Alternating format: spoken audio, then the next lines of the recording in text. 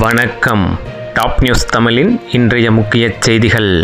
மதுரை விமான நிலையத்திற்கு சர்வதேச அந்தஸ்து வழங்க மத்திய அரசு நடவடிக்கை எடுத்துள்ளது.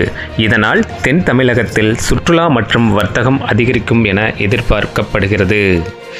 சுமார் 5650 கோடி மதிப்பிலான பல்வேறு வளர்ச்சி திட்டங்களை தொடக்கி வைத்து அடிக்கல் நாட்டுவதற்காக பிரதமர் மோடி இன்று திருச்சிக்கு வருகை தந்தார்.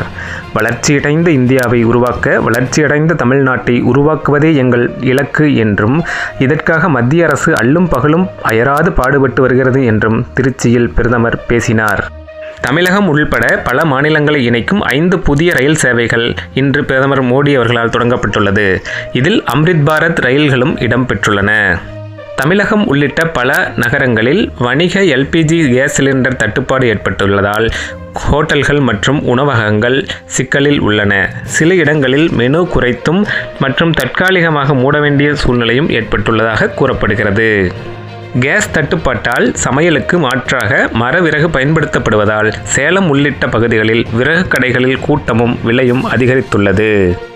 ஜிலியோ மொபைலிட்டி நிறுவனம் கோயம்புத்தூரில் புதிய மின்சார வாகன உற்பத்தி தொழிற்சாலை அமைக்க முடிவு செய்துள்ளது. இதன் மூலம் ஆயிரக்கணக்கான புதிய வேலைவாய்ப்புகள் உருவாகும் என்று எதிர்பார்க்கப்படுகிறது.